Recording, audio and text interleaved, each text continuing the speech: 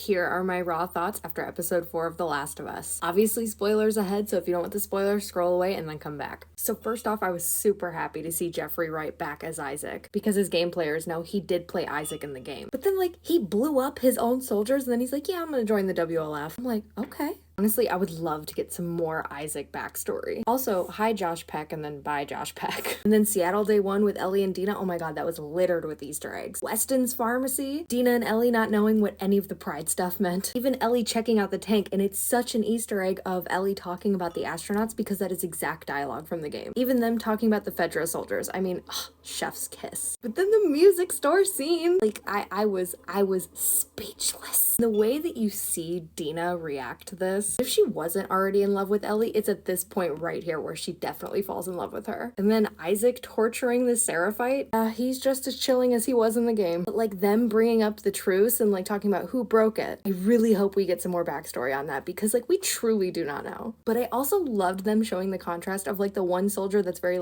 uneasy and not really on board with what Isaac's doing, and then the other soldier being good riddance, which is funny because that was the soldier that had the most humanity in the truck, and that was the one that Isaac saved, but look at him now. But I think it's an interesting contrast because it kind of goes to show that not all the WLF are bad people. Also, the TV station. I mean, that felt like a 1-to-1. Besides the fact that it was at night, Ellie stealth kill, the bodies hung up, it really goes to show that the Seraphites are not all good people either. Kind of made it seem like they were peaceful people in episode 3, but maybe they're not. And again with the game Easter eggs of Dina using listening mode, and then the clicker that was right on the other side of the door when Ellie shuts it. It's horrifying in that fucking tunnel, by the way.